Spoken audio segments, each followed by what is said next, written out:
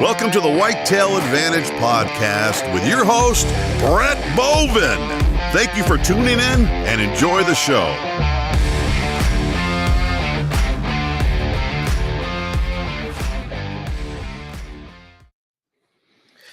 And welcome into episode 49 of the Whitetail Advantage Podcast.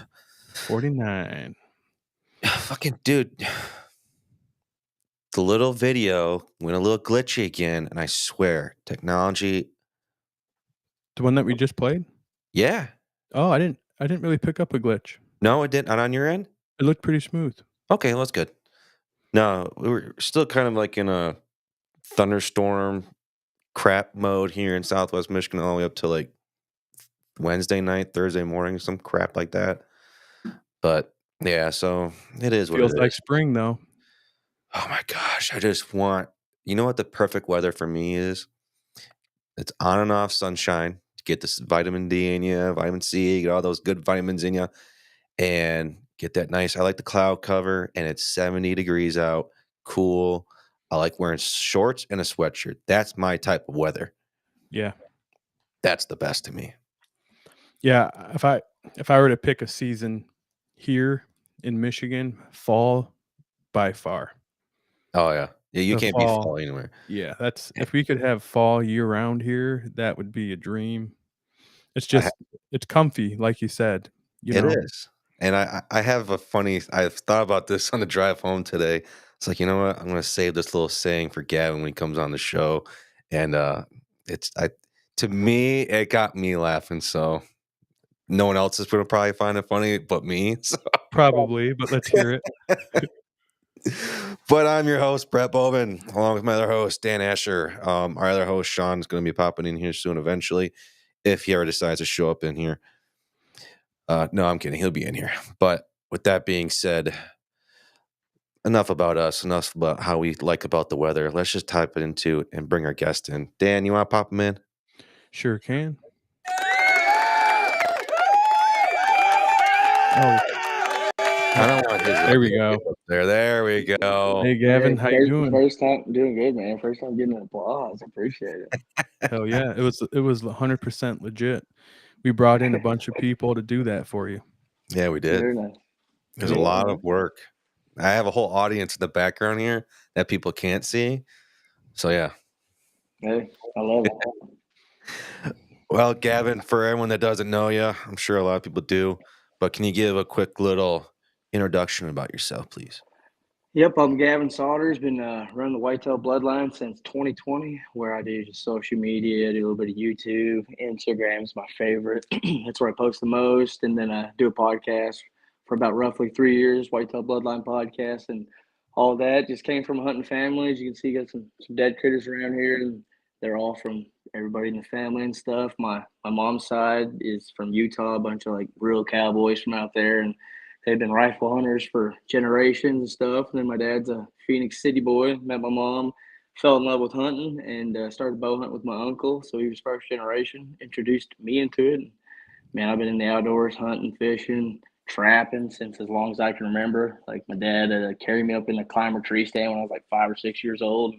Like I remember us going way up in the tree and talked to him later in life. He was only about, 5 foot off the ground, but it was just kind of how I was brought up into it. And it's been my biggest passion. Like I come from like athletic family. My brother's good at baseball and dad played sports and stuff. And I did when I was younger. And then by the time I hit about 7th, 8th grade, something like that, realized it came into the same season. So kicked sports out the back and just started hunting, and it's always been my passion. And yeah, I guess here I am today, Heck yeah. And then you're an Indiana boy? Yep. Indiana most of my life. I've lived around. Like I was born in Utah for a year, South Dakota for 4, came to Indiana the first time for 7, Virginia for like 6 or 7, and now I've been back since junior year of high school, and I'll be 30 in June. So been in Indiana a giant majority of my life. Heck yeah. Indiana's a pretty good state. Not going to lie. I think I'm going to say this a lot during the Indiana week, but Indiana, I've had some friends that go down to Indiana. They make it an annual trip to go down there, and Indiana has been a place where I kind of just want to buy a piece of land that's mine. And I don't know if it's because it's a red state. Maybe it's because I'm Everyone's talked about me getting a piece of land in Illinois, but I don't like blue states anymore because I live in Michigan, but I still love it here. That makes sense. But Yeah. something about Indiana makes me just kind of want to get a piece of land down there. I tell you what Yeah. sets the tone for Indiana. As soon as you drive in, you can just tell how better of a state, like how the resources are managed. I mean, the roads. As soon as you cross over, the roads are not shitty. It's like people actually give a shit there in Yeah. Indiana. It just seems Yeah. like they've got, a good government there. Like they Yeah. manage that state pretty well. And it seems like the conservation is kind of following suit. And it seems like more people are trying to find those properties in Indiana. Yep, Indiana, man, it's pretty cheap. That's why we moved back here from Virginia the first time. It was just like we could get 4 times as much property or something as you could in Virginia. So we moved here. My parents ended up building a house, and the 27 acres I grew up on the past 11, 12 years, and I managed that and everything. And man, I like it. It's like if you're a bad person, you might not like it because we got really good cops. You know what I'm saying? Like if you're a law-abiding citizen, it's a great state. It's we got a lot of like government land, public land to hunt around here too, especially southern Indiana. Not as much when you go north, but we got more land than you'll dare to walk in the area I'm at. So, I mean, I love it. It's a constitutional carry state. Like I haven't even got my carry permit yet. I should, but I live in the state where I can just grab it after I'm 18 and carry my Glock on me. So. Yeah, I love the state, man. And it's I a didn't even know basketball that. state, so yeah. I don't know how many states do it. I don't know many though. That's good to know. Are you more of a public land hunter, private land hunter, mix of both? What's your preference there? Well, my whole life I've been private land. Like first time I lived here, it's changed a lot since the first time I lived here. We rented like 250 acres for like $150 or something. Back then, it had a lot of good land, but and then we've always had friends and stuff. We could hunt the first time I lived here. When we moved back, it was a little different. It's been years, but we had this property, and it wasn't enough for me for what I was just trying to do because I didn't want to blow this area up. So I started diving into public land, and then ultimately ended up getting on bigger bucks. Like I got a couple bucks on trail camera that last year I did it. I didn't do it last year, like I was telling you guys, like pre-recording. But I mean, I had some studs, 160 inch, 10, 12 point, and all day, a couple 130, 140. Like that one spot I'd sit on the ground most of the time. I think I passed between 13 and 16 bucks that one season. So Wow. and like you guys were talking, the conservation, since I can ever remember, we've been, I think way back in the day, it might have been different, but it's a $1 state. And I think that helps a lot. We're just a sleeper state. I don't get it. Like it's starting to get talked about more. That was one reason I started podcasts. Like I called it before Dustin Huff even killed it. I don't know what episode it was, but I said the next world record was going to come in Indiana, and then little did I know, like 4 more episodes in or something, Dustin Huff ended up killing that buck and ended up actually getting him on the podcast. He was like my 6th episode. He helped kind of blow up my podcast. That was the first one that got him on a podcast somehow. Oh wow, that's sweet. Yeah, I've heard about that buck. I think I've seen it. I'd have to see a picture to put his name and the face together. I apologize if I'm misspeaking, but was Huff the one that was really heavily scrutinized, like where DNR was really trying to jam him up? That was the Ohio guy last year. I can't remember his name. Dustin Huff, he's a great dude. He's southern Indiana. He's probably pretty close to the area I'm at, but just farther down, like down the Ohio. He's probably 2-3 hours from me. And now he just climbed in the stand, was on his little vacation, went to a spot he hadn't been to, and that buck ended up just walking right up to him, and he smoked him. And how big was that one? 211 and like 3/8 or something like that. Holy crap. Pure typical. He was just shy of the Milo Hansen buck, number 2 all time. So Milo Hansen's number 1, but he's the biggest in the United States ever killed because Milo Hansen was killed in Canada. Damn. Yeah, it's amazing. I've met him a couple times and seen it in person, and even pictures. You see a buck in person, it's just pretty crazy. A free range for whitetail. Yep, there he is. Can actually grow that big, and he's a great dude, man. He's like one of the most genuinely nice people I've ever met in my entire life. I watched I listened to that recording of him on Michael Waddell's podcast, and I thought that was a pretty cool episode to listen to about him bringing him on and stuff like that.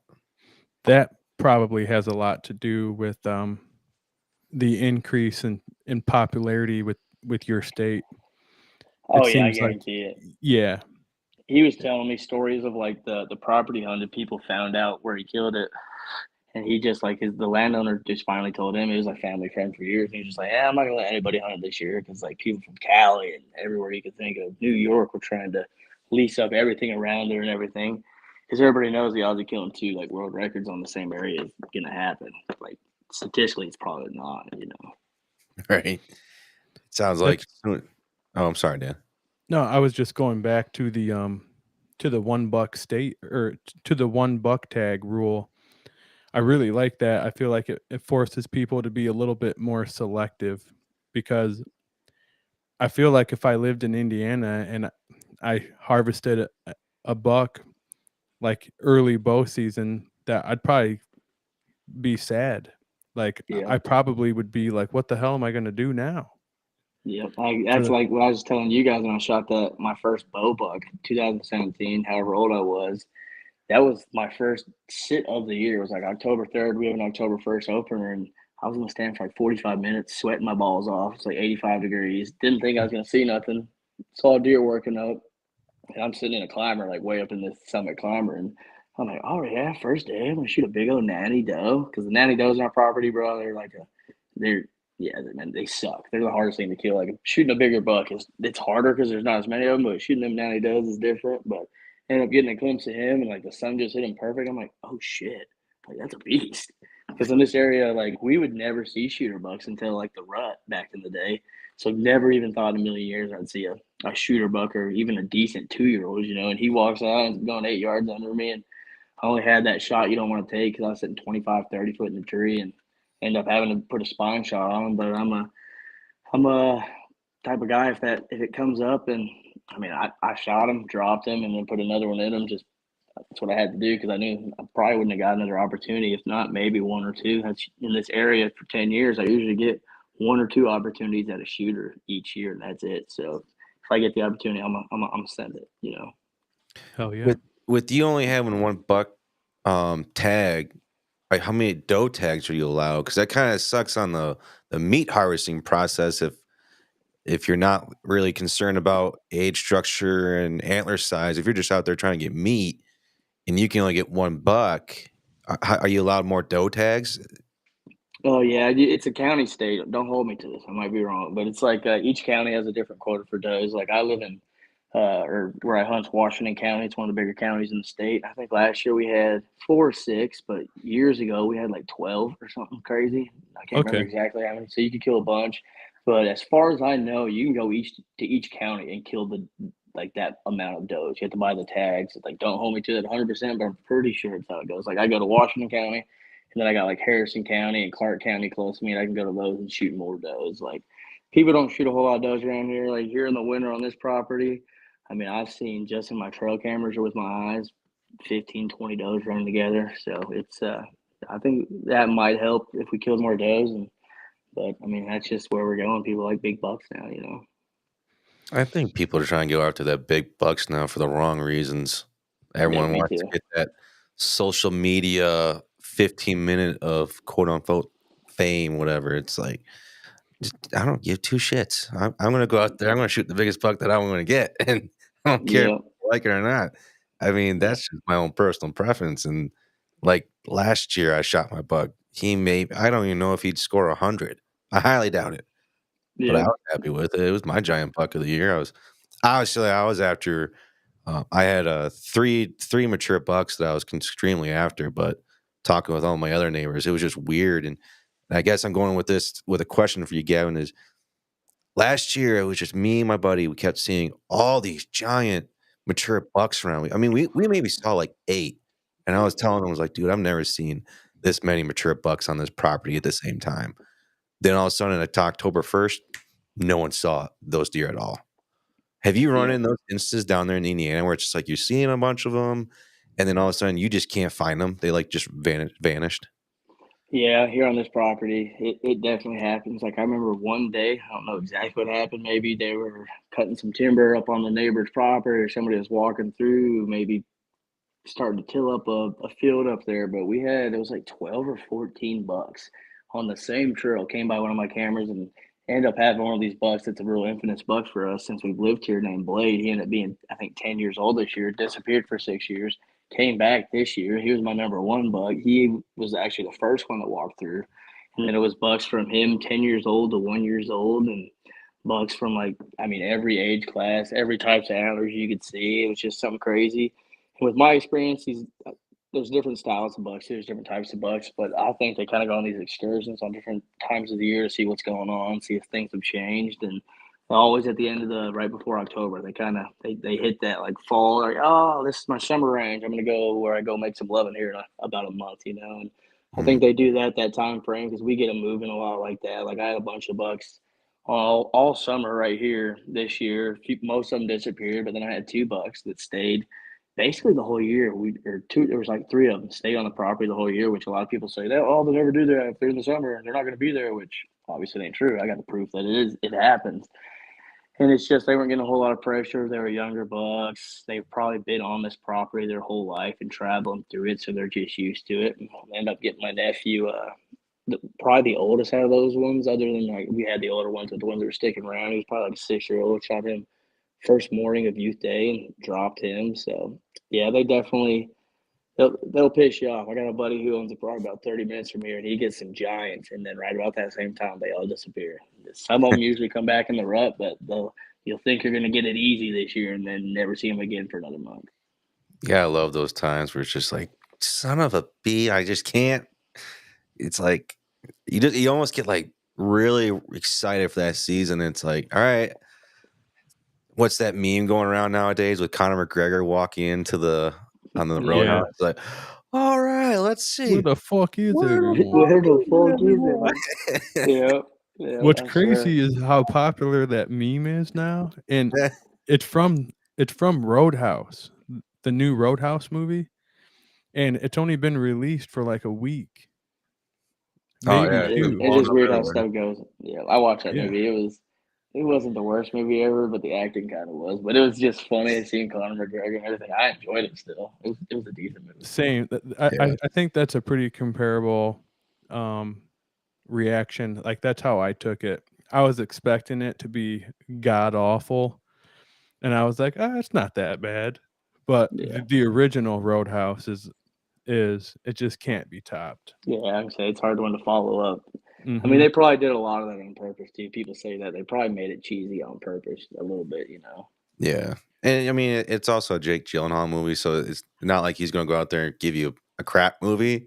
He's going to give you something. At least you're going to be like, all right, I didn't waste 2 hours of my life watching this movie. I thought he was okay, but McGregor was definitely douchey right off the bat. Bovin, have you seen it yet? Give him a break, Dan. Gee. He's Conor McGregor too. He's the most naked, flamboyant, crazy dude. Yeah, he's like naked and walking around and just like. Yeah, I thought that was hilarious. I was like, what? I was like, of course. I was like, McGregor is loving this shit.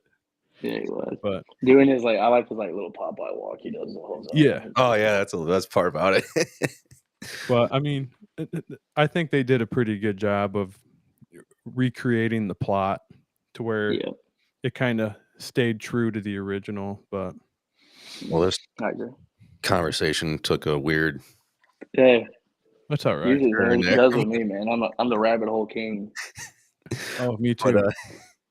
But, Gavin, I did notice though on your Instagram page that you've been using Buff Daddy deer feed mineral. Has that been helping you out a lot? How long have you been using that product out there? Honestly, I think that probably is a pretty big part of why these bucks have been growing and getting better genetics. I've been using that. I think this is year 3. Like I know Brent, real good dude. I sat there and talked to him. I went and got dinner with him. He lives probably about 2.5 hours from me. So we usually go meet halfway, get some lunch. He'll hook me up. And, man, it's just like the most nutritional based deer feed out there on the market. Like he's a mad scientist when it comes to it. He's not like a huge social media guy and everything, but he knows, like he went to school for it. I don't know what it is, biology or something maybe, but I mean, he sat there and talked to me about it. I know a lot more than I used to, but a lot of it still goes over my head. But the cool thing about them, man, they show all their stuff and his ingredients. It's not the same. Like every year you get that bag, it's probably gonna be a little different because he's tweaking it. He's getting better ingredients. I mean, he's spending a lot of money on these ingredients, trying to figure out how to refine them. Like last year, he bought new bags to try to make them stand out more and all that. And it's it's amazing. It's 19% protein in the original, 20% protein in the sauce, and there's just a bunch of good stuff in there. Like, you can look on the back of it. It tells you. The best way I could do it is just go on his website. He's got a cool website that explains like the deer nutritional side of it and what it's doing. He's working on things. He's working on like more of an actual. I mean, it is a mineral, but he's working on like more of a lick mineral. I don't know how far along he is with that, but he's been doing it for quite a few years now. Not a crazy amount, but he's just been trying to fine tune it. And I stand behind it 100%. I've used it, and it definitely works, man. And they got farms that they're basically using it year round. They got the proof in the pudding. Like one of their basically coners, Brian, he shot a double drop tine off it. I think he shot the double drop tine. I might be getting them mixed up, but he shot a giant right over it in Kentucky. So I mean, I love it. It's the best I've ever used, and the deer definitely love it too, you know. So for our audience that doesn't know, what exactly is this product doing for you out there in the woods, and how are you using it? Here in Indiana, we're not a bait state. We can bait in the off season and stuff like that. So I just use it trying to help these deer out as much as I can, especially right when the season ends. It's the winter. It's starting to get green up now, so they're starting to have more food. But in those last month, 2 months of the year, the part of the new year, basically, there's just not much food. So you're going to build them bodies back up. These does been running. These does are producing fawns right now. They're going to be dropping fawns here in a couple months. The bucks had a long winter, you know, or a rut winter, chasing does down, running miles and miles. I think there's like some studies that show they lose 25% of their body weight. So they're just trying to build it up and trying to keep them alive, man, get them ready for the new year, and just try to make their bodies as good as they can to try to produce bigger antlers, because we all like big antlers. I'm a real big blue collar guy. I'm not like known to be a giant buck killer. That's not my thing. I'm more of a show people what I do. I'm going to go after mature bucks, get a 4-year-old walks up in front of me around here. I'm going to put the schmack down on them, be as happy as I shot. Okay, maybe not as happy as I shot a 200-inch buck, but I'm gonna be happy. Yeah. You know what I mean? Right. But it's just basically helping them because it helps with digestion, helps with fawn, like producing fawns and lactation during that time frame, and it's just basically like steroids for deer to try to like build their bodies back up and make them and bring them back up to like their like pristine body shape and everything. And because deer can only intake so much things, so there's a lot of feeds out there you're going to be shoving down them that their body can't really intake them more.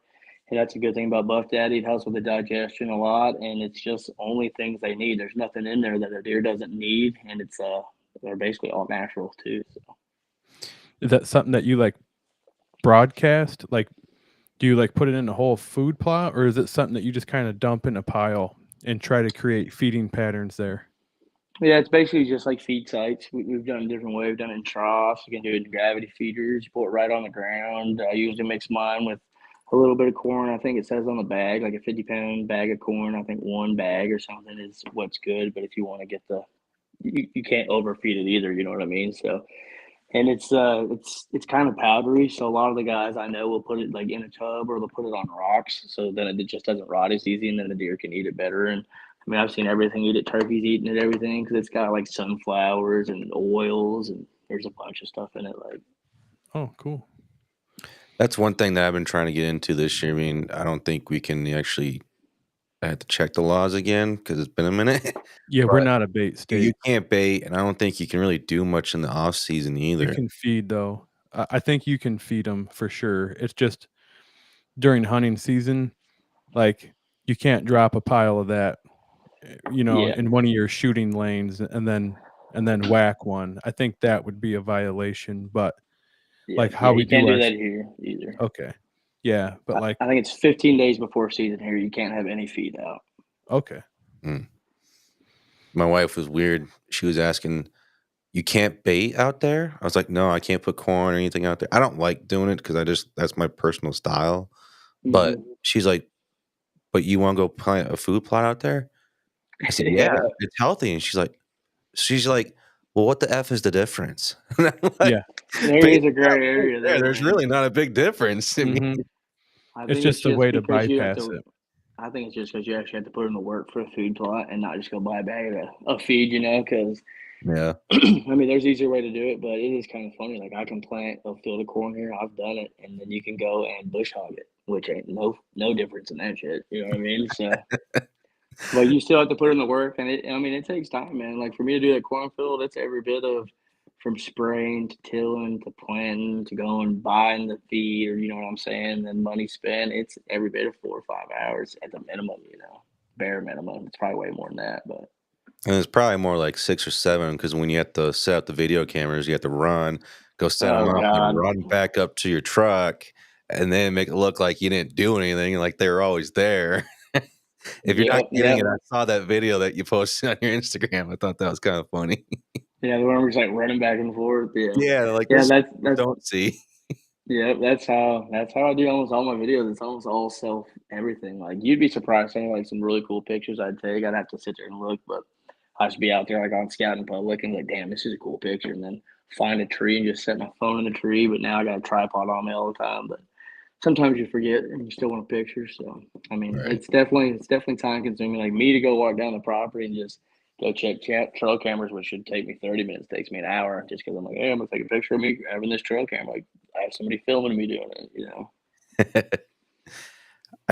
I did notice, don't quote me on this, that you've been using now zinger fletches on your Yep. arrows. Now, Yep. in my opinion, I think we talked about this pre-recording, was this is kind of like a new product to the archery world. Am I correct? Oh yeah, I'm sure. I'm definitely sure it pisses off a lot of like archery companies, guarantee it. But I love it. So. Yeah, I mean this. I haven't really seen much into this. I've only seen it like recently. But can you Oh, explain kind of like I've seen those. basically what the f that is? They're pretty cool. Like these are the same company. I shoot the Canati Zinger Fletch combo made by the same guys. These have an insert on them when they send me the arrows and everything, and it's these ones are made so you can't see it, but there's like a black spot and it shows you right where you slide this down. But usually you can put glue on it, like mine aren't moving. They glued them or whatever, but they just slide over. Some guys slide them over so then when you shoot and it goes through a deer, it'll come off and then it'll drop right there where you hit the deer, so you can tell exactly where you hit it. I personally like having them on, but they have a 100% warranty on them for life. So whenever these go bad, like they're guaranteed. You can sit here and pinch them, do whatever you want to. They're going to come right back up. You know what I'm saying? So I like that. These are the 3. Most guys shoot a 4. I just shoot an old bow with a whisker biscuit, and I shoot good with it, so I don't change it. But yeah, man, they're wicked. I've never shot a combo that's better. These things are just the coolest thing about them. Like you can shoot through your target, and I know like me and a lot of guys, we don't buy a new target every year, so your arrows start going through, and it doesn't mess them up. You can pull them right through, and it's gonna pop right back up. It's pretty wicked, man. Wow, I did Okay. notice though they kind of have like a glow string. I mean a glow wrap. Yep, I think there's a glow wrap on it actually.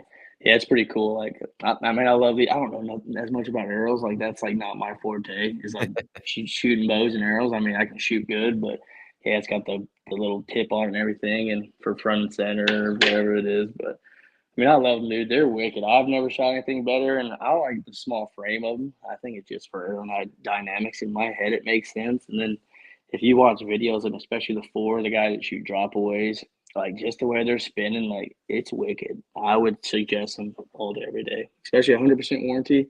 You buy 1 box of them, and you're guaranteed for life. All you gotta do is send them in, and then pay shipping, and they'll send you new ones. It's pretty awesome.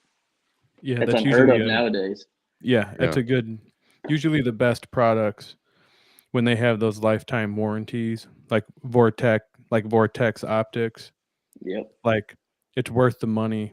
It's just that peace of mind knowing that they're backing their product 100%. It's Yep. easier to pay.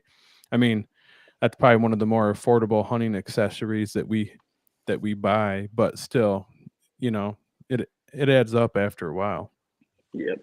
I mean, I'd suggest them. I've shot them for 1 year now, and I'm shooting tax, So, and I'm not no crazy guy that shoots 1,000,000 arrows a year. I probably don't even put down 500 arrows a year practicing. That's just how I am, though. But I've been shooting, like I was telling you guys earlier, been shooting a bow since I was 5. I've been hunting with one for about 15 years now, So.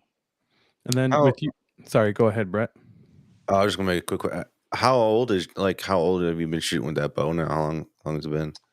This PSE behind me, oh shit, 7, 8, 9 years, something like that. It's an old PSE Stinger. I'll grab it real quick. It ain't nothing special. Bought it from Bass Pro, and it was one of those bows where I thought I was gonna end up getting a newer bow, and so I was like, I'll just buy a decent bow. And I mean, the only thing I've done to this bow since I bought it was put on this one pin, and I don't even change the strings on it. I swear to God, like I'm like this bow has been a trooper. Like I honestly might stay PSE for my life just Yeah. over that bow. I dropped it 2022 out of the stand on hunting public land the day before I shot my public land buck. About 20, 25 feet up, drop it. It hits the ground, shoots my arrow. I walked down there, thought my string was broke. It just came off the little loop, put the loop back, and then forgot to shoot the bow that night when I got back because we're a mile back and then have another hour and a half drive home. So forgot to shoot it. Next morning, climbed in the stand and shot that buck and drilled him, gave him a double lung. So it shouldn't have happened that way, but it did. I don't know if Yeah. most people would admit that, but I'm one of those guys, and I'm going to admit what I do. I do dumb shit sometimes, and it's just what happens. It's hard to retire a piece of equipment that has been there for you that long. Yep. First buck with a bow, shot that one. I've shot only 2 deer with the bow I got previous, and that was 2 does. So I haven't missed a buck with it. I think I'm 3 for 3 with bucks with that bow. 3 for 3 or 4 for 4. I can't remember. I've kind of cycled through a bunch of bows now, and I'm finally getting my new bow now. And I told the wife I'm gonna make this my last bow for a while, so I kind of went kind of crazy with everything on it. So I'm getting everything that I want. And it's like, if this is gonna be my last bow for a long time, I'm gonna get pretty much quote unquote all the bells and whistles for it. So Yeah, bows are crazy now, man. I mean, you can't buy a bad bow anymore. Like even that bow, it's that old, and I mean, it still shoots fast. I don't know how fast it shoots. I got it cranked up, but yeah, that's my plan. I'm probably gonna get my next bow I get. I'm sure it's gonna last me another 10 years. I'm just one of those guys. If I had more money, I'd be doing more stuff. You know what I mean? I'm a blue collar guy, so I'd spend the money I have and spend money on shit I shouldn't. But a bow is just one of those things that when it comes to my arsenal, I'm not like a diehard about. You know what I mean? I mean, shoot straight, kills them. That's all I care about at the end of the day. Yeah, I'm not shooting 100 yards at a whitetail. I'm shooting 30 yards, and if I can't hit a deer at 30 yards, I mean, I'm bread and butter. I could walk out there and shot my bow in 6 months. If my bow's on, I'm gonna attack it. That's just my confidence, and I think confidence goes a long time, and that's just from shooting, getting used to that bow, and that's one reason I haven't switched it because I love that bow. You know what I mean? It's so light too, so light. Yeah, and I went to a PSE school down there in where are they at? Arizona. And I met with the owner of PSE. What was his name? Peter? I think Pete sounds right. Yeah, Pete something. I'm drawing a blank, but met him, and I met I got taught by he taught a bunch of Olympic gold medalists in archery, and I don't even want to say his name. I'm just going to ruin it, but it was kind of cool to go down there and see basically of how they started off in the archery world and how kind of a lot of these newer companies out there kind of stemmed off of their ideas in a sense. Yeah, that's why my dad shot it. That's where I got the idea. I remember my dad shooting one of them big old heavy shooting aluminum arrows when I was a kid because he's from out west. He's from Arizona. So he liked shooting the bow from where he was at. Like we lived in Virginia, and I think maybe Bow Tech or one of those was there. So he went around. Like the bows I'm going for, I like this PSE. It's been good to me. So that's one reason I like that. But I also live in Indiana where Bear's at. So I've been thinking about that. And I got a little good old Fred Bear, and I like everything they stand for. And I'm just one of those guys. I like being a little different, and I mean, almost all my buddies shoot a Matthews, so I'll never shoot a Matthews for that simple fact. You know what I mean? I just want to be a little different. It's just everybody and their mother shoots it. I don't want to. That's one reason I've been thinking about Hoyt too, because a lot of people shoot Hoyt, but still nowhere near as the Matthew guys.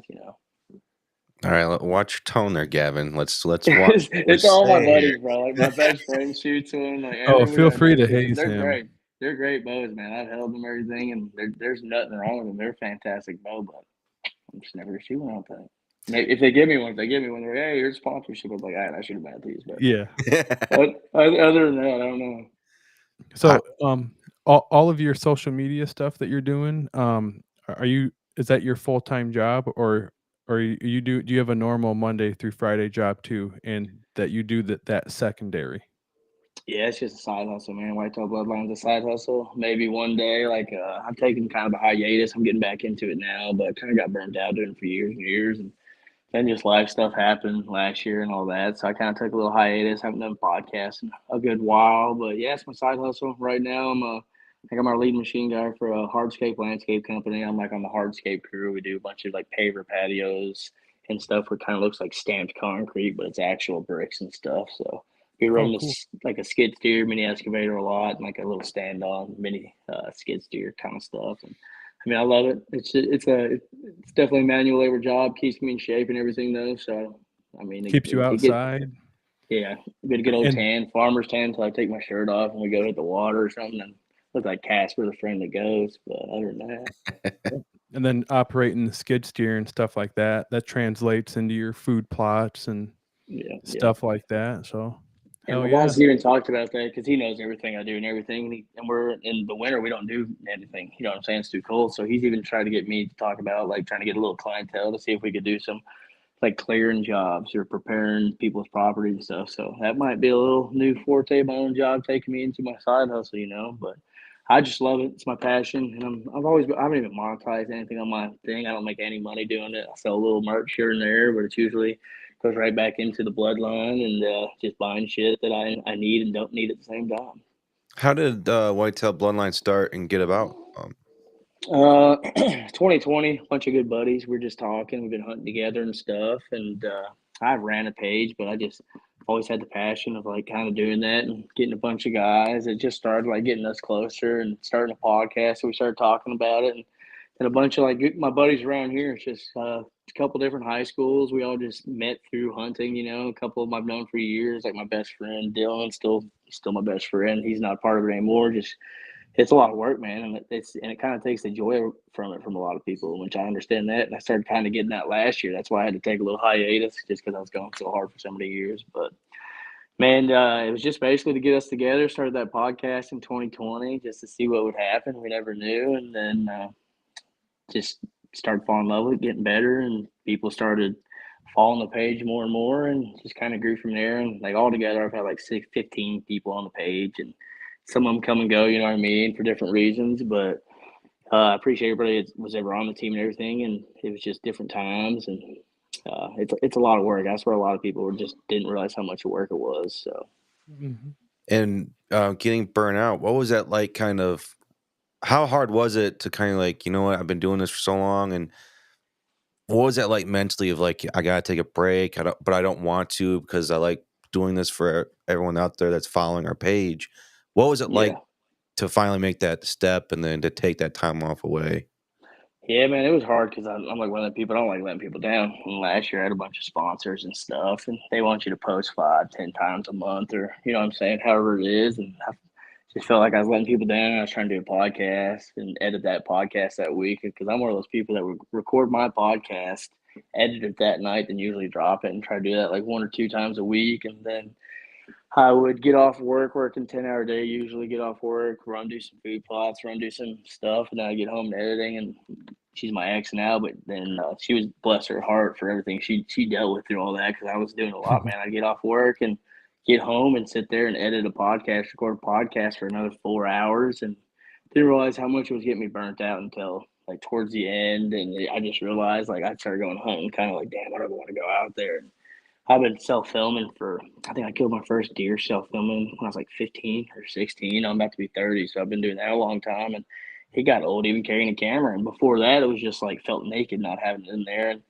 I just realized I was just like losing my love for hunting, which has been my biggest passion forever. So I realized, I kind of slowed down. I took my vacation, hunted hard for that, had some shooters that I wanted to kill. It didn't end up working. And then after that, I just know this property and knew like a couple bucks might come through, but had a bunch of trail cameras. And I think it just kind of worked out. Got my nephew his buck, got my dad his buck. That was my first 2 goals. And then me at that point, I was just like, screw it. I just need a break and just need a break from it, man. It's kind of hard to explain until you go through it because like I loved it. And then it was just kind of like hit a wall. And it was just like, I've never lost my love for my passion for it. I still didn't, but it was just like, am I doing this for the right reason? So I had to kind of take a step back to see if I was, and made me realize how much I miss it, and just slowed down and took care of some life stuff. You know what I mean? And now I'm back and planning on dropping some new episodes here soon, and then getting back into the public land side and everything. But yeah, it was weird, man. It was definitely really weird, like kind of getting burnt out because I'm a diehard Lakers fan. Kobe Bryant, Mamba mentality. Like I kind of got that mentality. Like, don't be a part of my language, don't be a pussy. You know what I'm saying? That's kind of me. Yeah. But Don't be a LeBron. oh yeah, I hate LeBron. He's a There we go. I gotta like him, gotta respect him, but he ain't no Kobe Oh Bryant. yeah, I'll tell you that. he's a hooper for sure, but I don't feel like Yeah. he demonstrates all the qualities of a champion and like adversity and all that like Kobe did. yeah, my thing was like LeBron and Kobe is Kobe would get fouled. He'd be like, all right, I'm gonna get you next Yeah. possession. And LeBron's like, oh my God. Like that just Yeah, he's drag. acting and Yeah. he's But, just extra. yeah. But yeah, man, it was weird. Like I don't know. It's hard to explain. Maybe if you ask like different questions, but it was just like losing my passion for it. Like the rotation, I had a good time that time, and then after that, I was just like, yeah, I need a break. Right. Yeah. I feel like if anything ever got to the point where I was feeling burned out, that I would drop whatever I had going on to make sure that I didn't lose that spark, like that Yeah. love for the outdoors, because that's what we all love the most. You know what I mean? Yeah, So and people don't really think about it too because we love the hunting side. And when you're doing like a hunting social media page, you don't see like the personal side as much. And I went through a breakup, chick I was with for years and years, so that was, you know what I'm saying, it was a big just majority of a bunch of life stuff happening. You know, having to move out of that house, and then Yeah. deer season was coming, and then even the year before that, I hunted so much the year before that. Had a great year, killed that Kentucky buck, didn't kill an Indiana buck, but I sat. Oh, I couldn't tell you how many sits I sat the year before, and it was just like those 3 years of going hard, and then like every day, even right when I got off work, another 3-4 hours, probably bare minimum.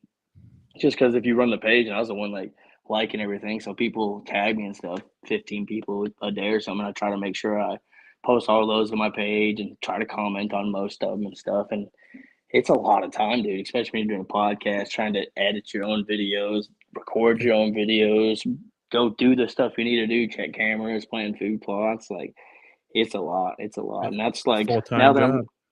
that's where I'm coming back now. And I've had a bunch of people ask me, like, do you ever going to get people back on the team? And I was like, I'm just taking a break from it right now. It's nice only having to worry about me. You know what I mean? But yeah, I think here soon, I'm going to try to probably start adding some more people and see where that goes, you know? Yeah, when I first started Whitetail Advantage here, and I'm trying to make this quick, but when I started it, I was taking a leave of absence from work because people don't know already. Dan and I met while working in law enforcement in our local department that we were working at. I had to take a year sabbatical basically for some mental health issues because of what I was going through at the time. And that's when I took the time. I was like, you know what, I really want to start a hunting page and stuff like that. So that's when I got into it. But then at the time, towards the end of that year mark, I had to make the decision of trying to get back into work or going to go in some different type of line of work. I couldn't go do it. So I go work 2 freaking jobs.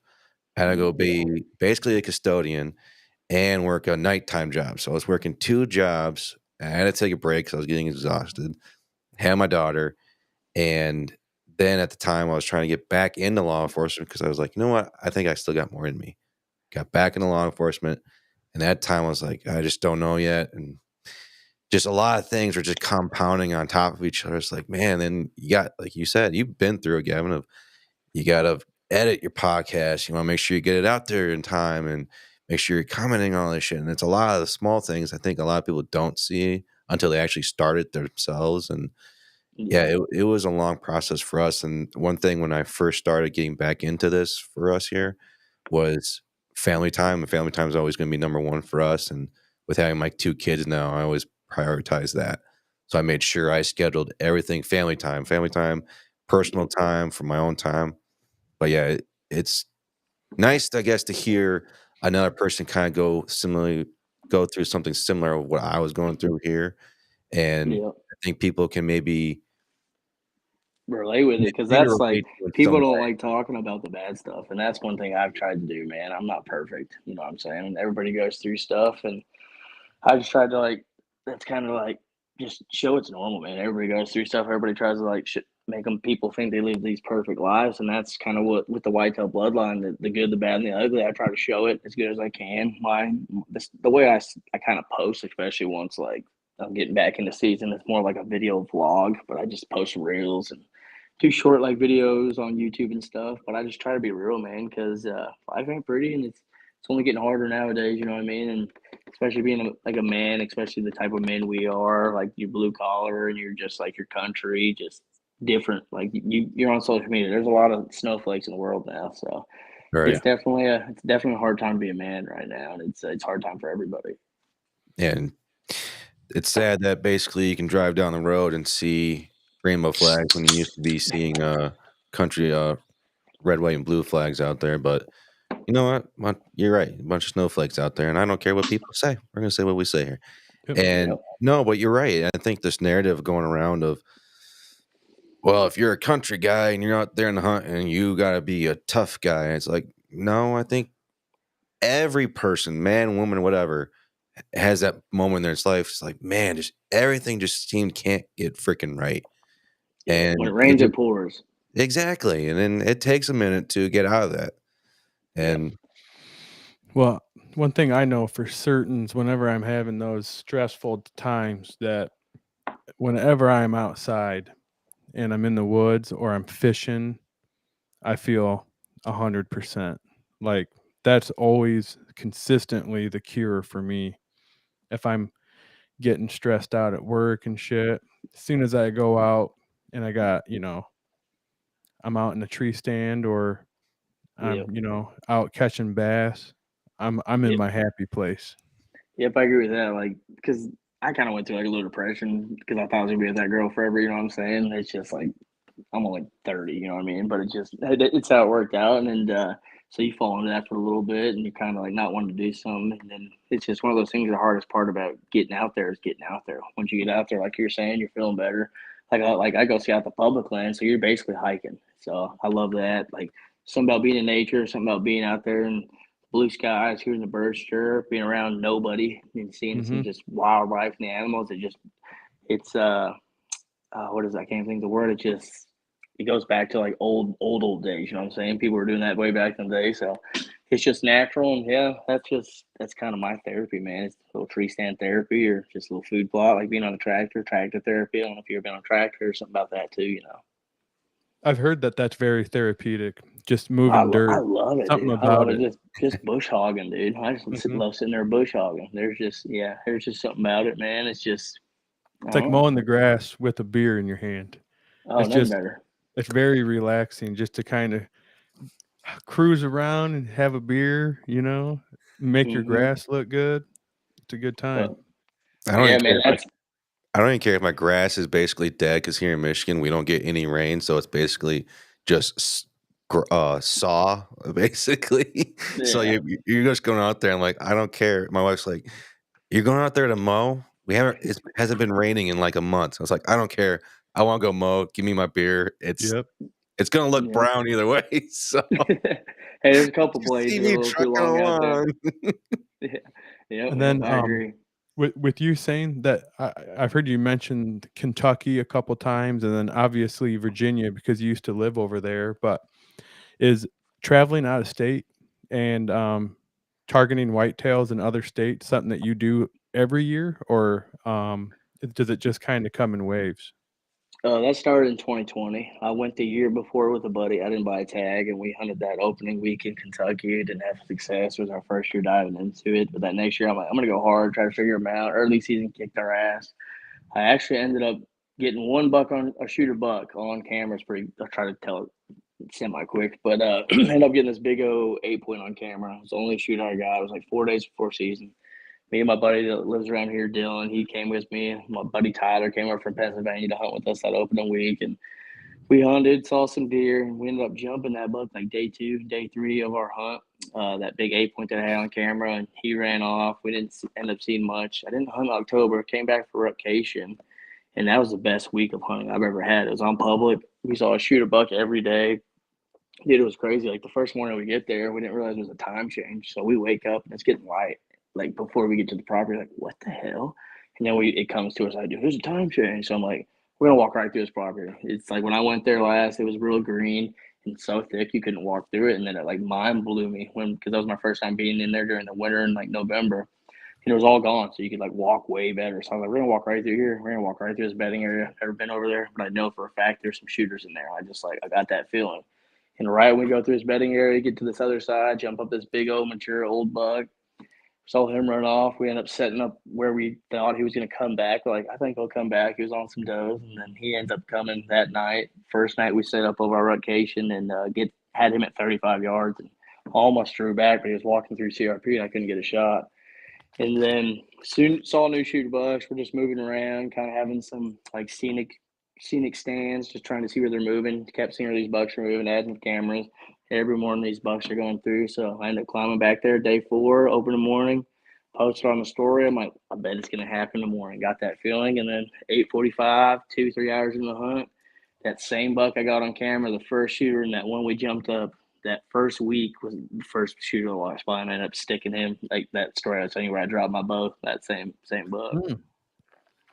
Oh man. So yeah, that was one of my most memorable bucks, just because I worked so hard for that buck, and then just to have that much history, my first year doing it with a buck on public land, and from where we jumped him and where I had him on camera was on 2 different pieces. They connected, but I mean hundreds and hundreds of yards, and it was just kind of a meant to be story. It was turned out great, but that was my first year like diving into the out of state.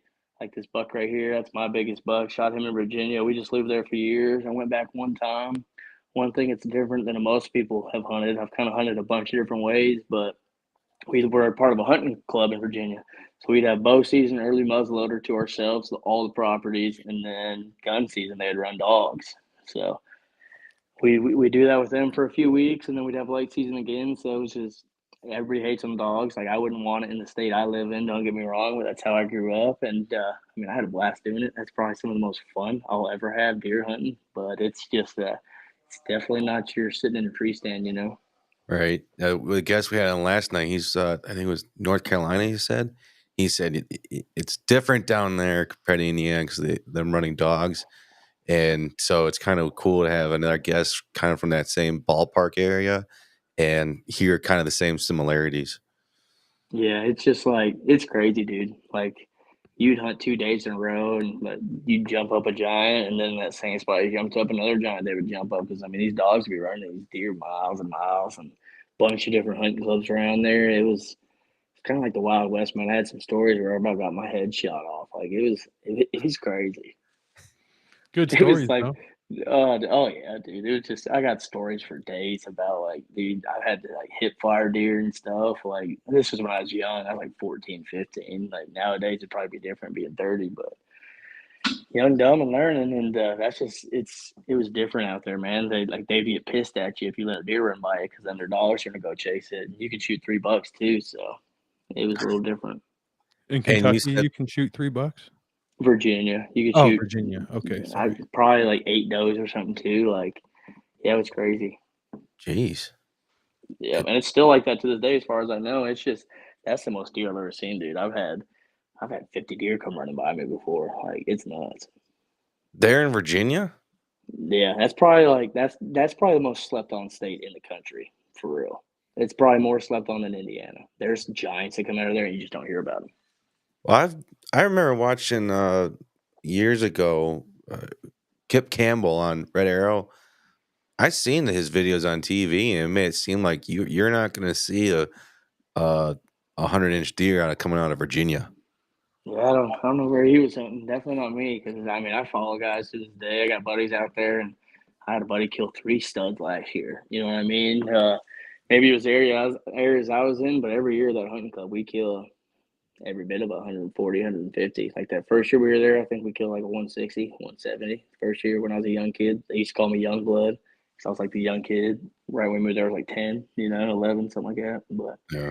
I don't know, dude. Some of the biggest bucks I've ever seen this day. The last time I went back, actually, probably the biggest buck I ever missed. We went back one time. They sent me this field. Yeah, we've been seeing this big old 10-point. I'm like, all right, I'll sit right here by this big old combine. I was like, I forgot my rifle. I was like, you got a rifle? Yeah.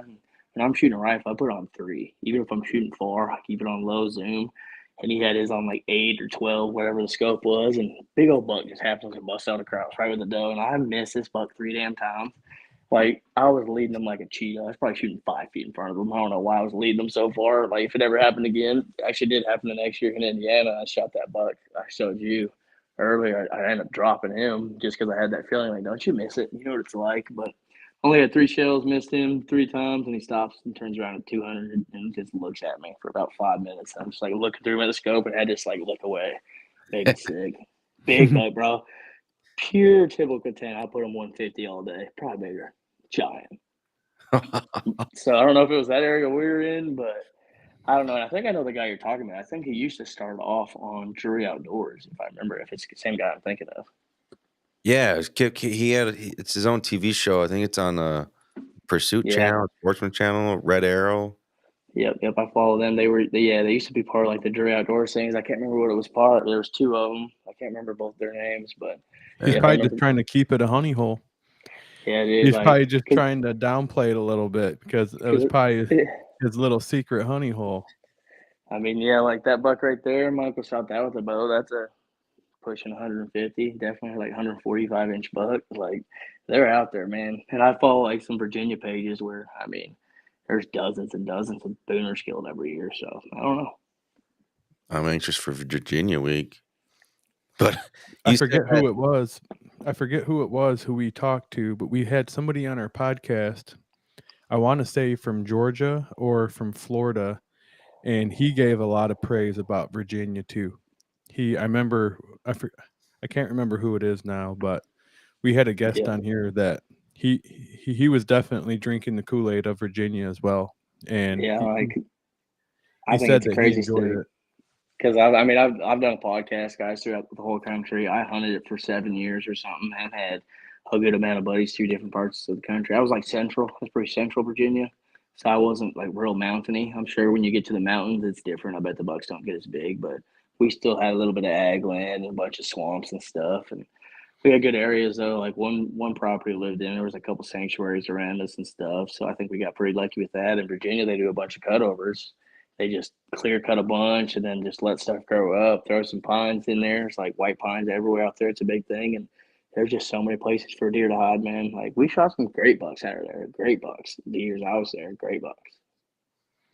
Real quick, this question, it's bugging me now. You said that buck right there over your shoulder is your biggest buck? Yep, that one. Yep, that's my biggest. He was 158. Can you tilt the camera? Yep. 158. Oh shit! It's kind of hard to see, but like right here on that eye guard or the side we can see, I call him Captain Hook because he's got a hook that goes like right over his eye. Oh yeah, I can see that. What about that buck to the next of it? Who's that one's? Ohio buck my dad shot. Ohio. Yeah.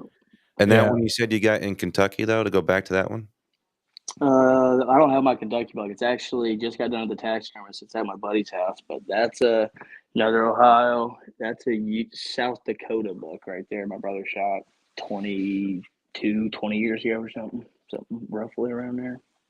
Well, looks like you guys know what you're doing in your family. Oh yeah.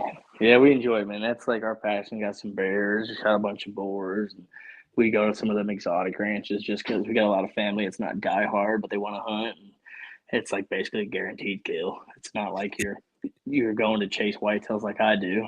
So I don't really talk about all that side of it as much just because my thing's whitetails and fair chase, but still fun and it's legal. So go ahead, Brett. I was going to ask real quick, Gavin. I noticed on your Instagram page that you put in like a pool for your watering hole. How often are you having to fill that up during the season?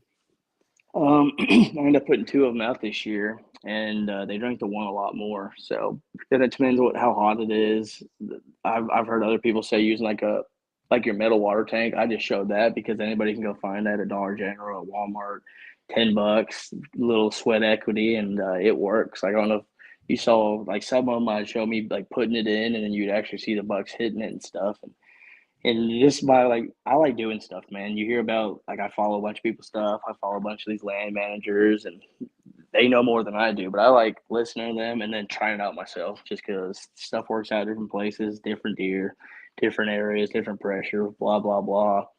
And I'm coming from an area that has a bunch of water. I'm less than a mile from the Blue River. I got a creek that runs right through ours that's flowing water all year round. We got a small pond on it. We got like another old water hole where I used to go mudding in high school that holds like water and cattails and all that. So there's water in there, and them deer would come out of the bedding areas, and then they would hit those before they would go to other parts of the property, and they wouldn't even go down to the bottom as much after those were there. And for filling them up during the hot parts when like your evaporation's worse, probably every 2-3 weeks, something like that. Because I mean, every critter, like we got a bunch of buzzards. The buzzards would land in there, drink it. Squirrels, raccoons, like every animal was hitting them. It was pretty cool. So it's nothing like terrible. You're going out there almost every day to fill it up. It's like basically once a month type of deal. Yeah. And if you wanted to do it a little cheaper, you could do some stuff like make water so it'll drain into it a little better. You know what I mean? So you get that natural rain. Like last year we had a terrible drought.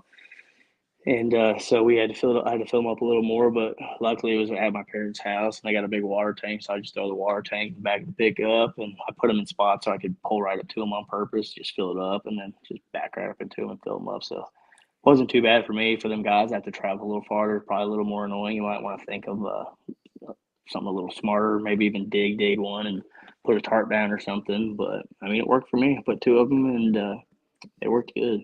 And with you already stating that you have natural water on the property, what was your reasoning behind putting those in? Was trying to manipulate their travel patterns?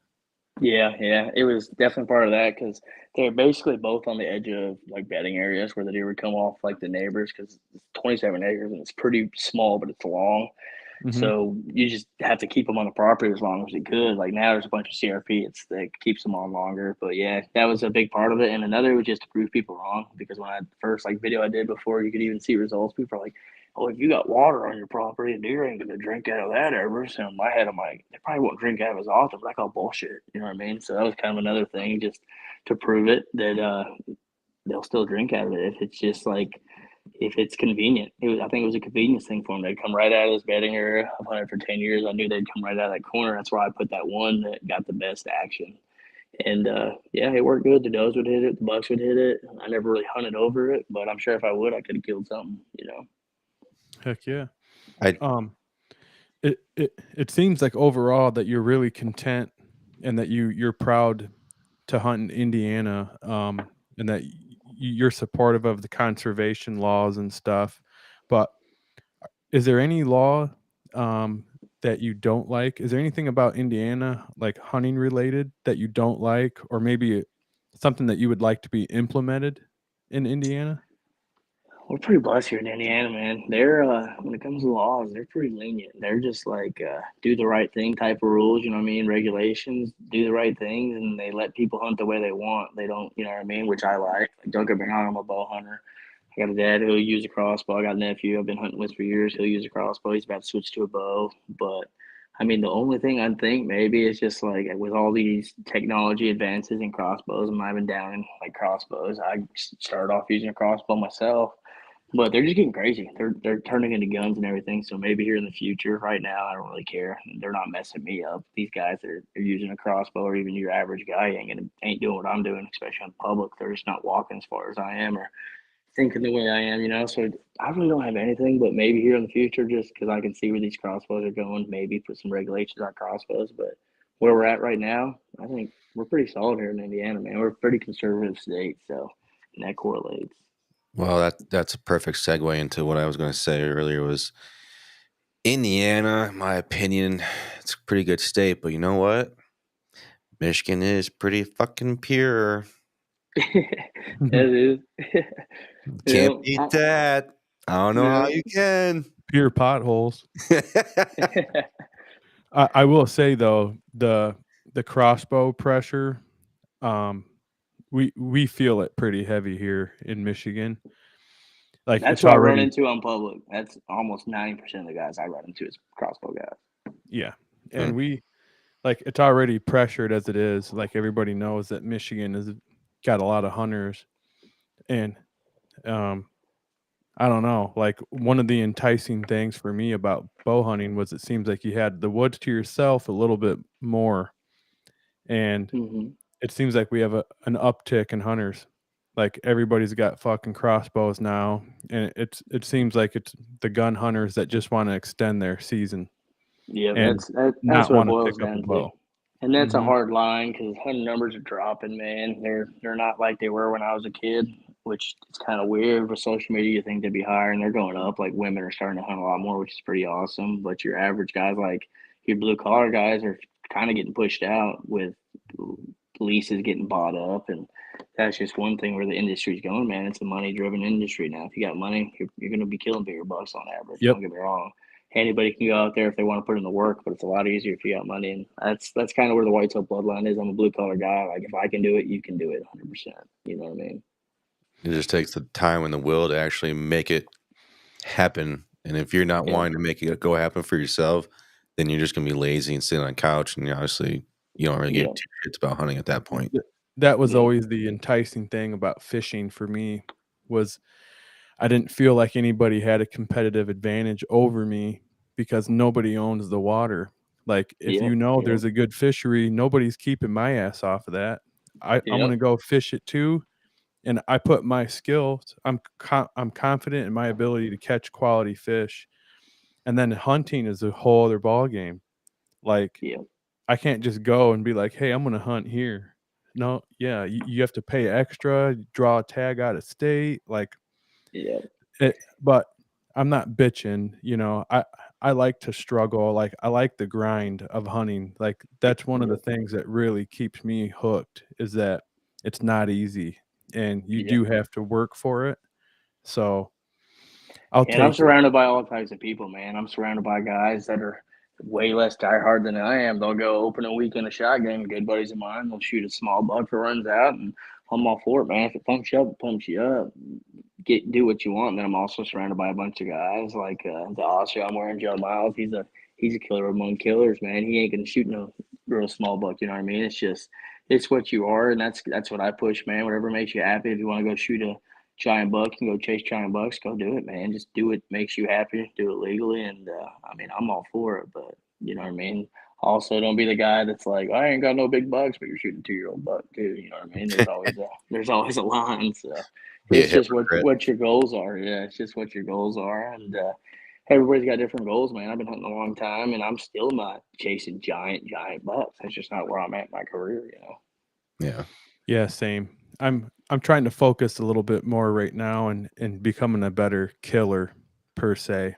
Like I'm not trying to just skip all these steps, like people who have trophy rooms like that, like that's not your first deer. Like you had to grind a while before you get a deer that quality. So I'm just trying to be patient and get my numbers up and get a little confidence, and eventually I grew up being it'll fall into place eventually, Yeah, but I grew up blue, like not blue. It's Brian's down family, man. So we all wanted to shoot a big buck, but just where I grew up, we weren't crazed about it like it is today. It just wasn't part of the culture back then either. Don't get me wrong, there was guys that were probably doing it, but majority of guys weren't. So I grew up like that, just putting deer down, man. I couldn't tell you how many dozens of deer down, especially living in Virginia. I had a couple of years where I probably killed 8 deer that year, something like that. I think I had 1 year where I killed 3 bucks, but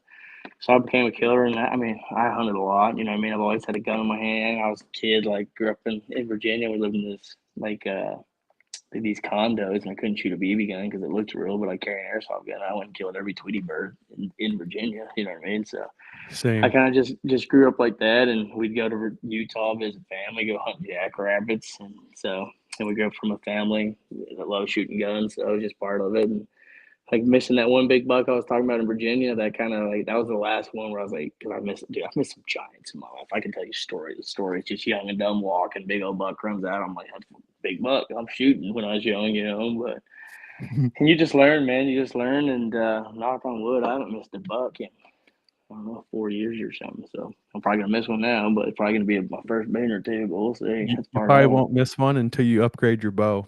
If you keep that PSG, that's why I'm worried, dude. I'm telling you. That's a good luck charm.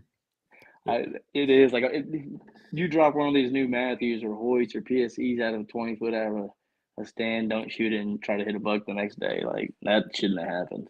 Yeah. It was meant to happen. That's the beauty of it. Well, my sight was only off by about that much. It shot like an inch and a half higher, which I don't know how. So,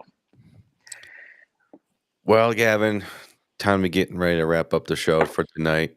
Was there a topic, a story, or anything that we didn't cover or that you didn't get to share tonight that you wanted to before we left the show tonight? Man, not off the top of my head. I got so many stories, but no, not off the top of my head, man. I really enjoyed it. It's nice talking to you guys. I'll have to do it again and have to get you guys on my podcast sometime. Oh, we'd love that, man. And then, yeah, thank you again for coming on here. And real quick, if anybody wants to do the deep dive into your content, where can they look you up at? Whitetail Bloodline, basically all social medias. I'm on TikTok. I hate TikTok, but I still have one just because you kind of have to. YouTube, Instagram, podcast. You can find a podcast basically anywhere you listen to it. But yeah, man, Whitetail Bloodline. You can search that. You'll find me, and yeah, you'll see what I'm doing. Hopefully this year, put down some bucks. I plan to hunt a few states this year. Hopefully hit 3 or 4. We'll see how it goes. But Indiana, Kentucky, Ohio, and maybe Michigan. So that's the plan as of now, but we'll see. Yeah. I did hear real quick, though, there was a bill in the Senate that TikTok's possibly getting banned. Hey, I'm down for it. It was just a notification I saw from Fox News last week or week before. I didn't read much into it, but I just saw that and I was like, please let this happen. Yeah, they're haters. I'm not even familiar with it really. Like, I don't have one. It's mind-numbing, soul-sucking app, in my opinion, that will just make you. This country's already filled with stupid people, and you're just making it even stupider. Yeah. I mean, we're literally taking plastic straws and paper wrappers and making it vice versa. That's how stupid this country is, and we're making TikTok and it's making it stupid around here. So sorry. It's the crazy things they allow in there. Like, I can't put me holding a deer mount, but you can have like a 12-year-old girl dancing, shaking half her ass. You know what I'm saying? Yeah. What's wrong with that? That was the thing that I noticed when I got onto TikTok, that I was like, dude, all this is like women. Like all it is like sexually motivated bad. Yeah, and my buddy, I was hanging out with him around New Year's, and as far as I knew, you couldn't show any nudity in any fashion. Nope. Apparently, this girl, literally, they're able to now pull off their full bra and show their full naked boob now on TikTok. I was like, really? That's what crazy. TikTok's about now? This is ridiculous. And my 10-year-old asked me the other day, he's like, hey, Dad, can I have a TikTok? I was like, hell no. Hell no. I was like, what the hell? I don't got kids. I'd probably hate it more than I do now if I did, you know? Yeah, I was like, heck no. I was like, you're not getting TikTok.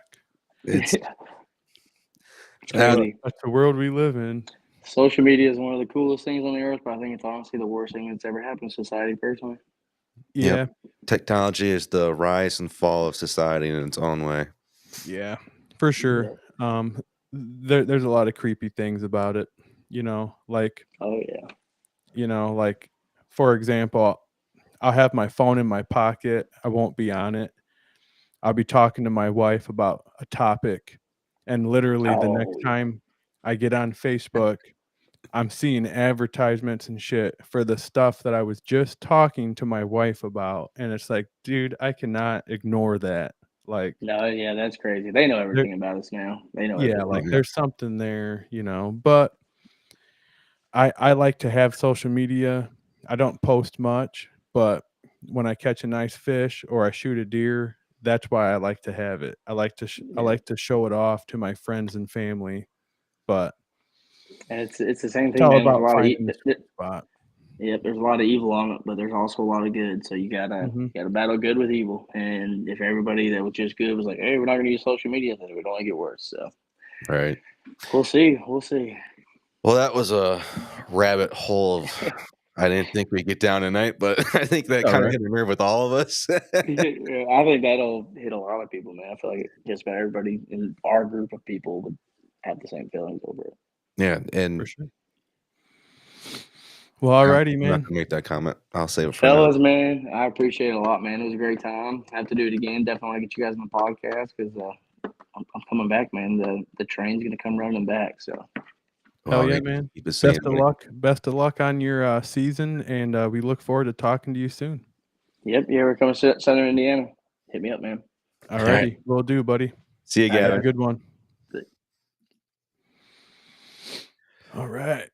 That Yeah, was man. cool. Yeah, Couple, Indiana definitely. Like we said when we were talking to Jake last week in Illinois, it's one of those states that's a lot more doable for you and I. Being in southern Michigan, like yes. we can get down there easy, and it's affordable, not too far from home. If we had an emergency, we could be back. So Indiana is definitely one of them states that we're gonna have to do some type of hunting together. We Yeah. haven't really been able to do that yet. We have our smaller plot here in Michigan that we do, but we need to go and do a public land hunt somewhere. Like, I want to do that. Yeah, that's always something I wanted to do, was just get a group of guys and let's make an annual thing where we just go hunting, and I don't care what anyone gets or whatever. I just go enjoy and meeting like guys type shit. So Yeah, like a deer camp. yeah, and I got jealous of my. I don't even want to go down another rabbit hole, but no, it was cool to see. We kind of went down some rabbit holes tonight, but it was cool to see how Gavin's thriving down there in Indiana. What he's doing down there in his private land and public land.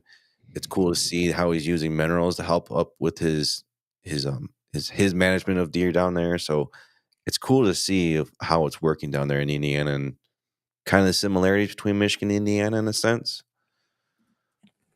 Yeah, I feel like topography and stuff, we're pretty comparable. It's not too different. Um, I don't know. They may have a little bit more ag down there, like big ag fields, but Yeah. pretty damn close to Michigan. It's just managed better, which is why you're seeing the better quality there. Michigan could be the powerhouse. I don't see why there's any reason why we couldn't be. It It's used just to be. I mean, heck, who was I just talking to? I think it was yesterday. Dwayne. He even said it's like, oh man, you guys have it beautiful up there in Michigan. Just it's not ran quote unquote correctly on the management side of. I guess if you want to call it management side of deer, yeah, but the conservation yeah, side. there we go. Yeah, that's the word I was looking for. But I agree with that. yeah, But it's I am optimistic because the DNRs seems to be pretty vocal about like what they think the problems are. So I feel like that's always the start, is being able to identify the problem. Um, so I'm optimistic that we'll get there. It and seems like a lot of other states are being really proactive and trying to, you know, get the deer herd to, optimal numbers. Um, as long and as we can Michigan used to still be hunt. the state that people wanted to go to hunting, and it's just kind of I don't want to say it's been run down into the ground, but in a sense, it kind of has, and I want to see Michigan thriving and to be. This is where people want to come hunt whitetail deer.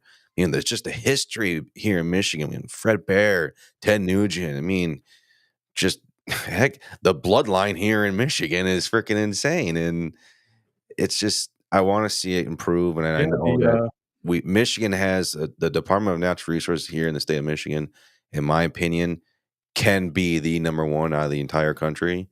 They just have to put their foot down and work hard at it.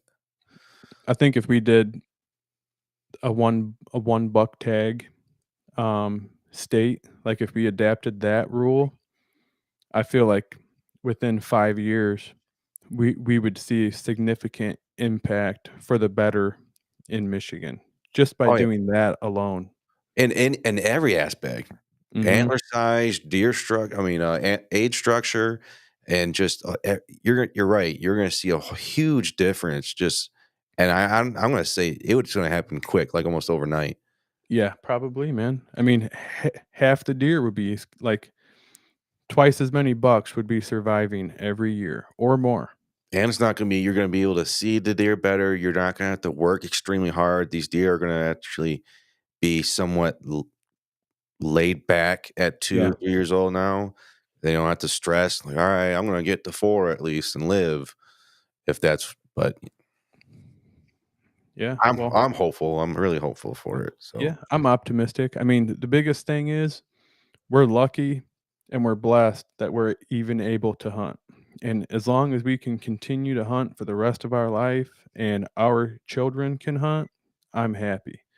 But if we find a way to fuck it up to where we don't have a deer herd to hunt, then yeah, I would be ready to jump off a bridge for sure. A swine dive off that 20-foot tree stand of mine. That's it for me. Yeah, for sure. Or I would be forced to move somewhere where I could hunt. Yeah. Because it's something that I really enjoy and I don't want to give it up. So that's why, I'm going to do everything I can as an outdoorsman to, maintain our resources and try to improve. I know one person can't do that, but Over time. yeah, Well, tonight was a very fun show. And with that being said, this was the end of episode 49. I'm your host, Brett Bovin. I have some other stuff. Actually, I'll take this back. Some things are going to be changing down the road here. If you do want to be a guest on the Whitetail Advantage podcast, just message us on our social media platforms. This was episode 49. I was going to go somewhere when I first started off the ending of this, but then I was like, no, wait, I want to say this. And now I'm like, crap. So I apologize, listener, for that. It's been a long day for me, but this will conclude episode 49 and looking forward to episode 50. Episode 50 is tomorrow. Big milestone. Wednesday. That is Wednesday, April 3rd, 2024. We're hitting episode 50. May not be like, oh, it's episode 50. I'm looking forward to episode 50. I'm excited for it. But with that being said, let's take out the night and we'll see everyone tomorrow. All righty. Thank you for tuning in to another episode of the Whitetail Advantage Podcast. We hope you enjoyed the show, and we will see you next time.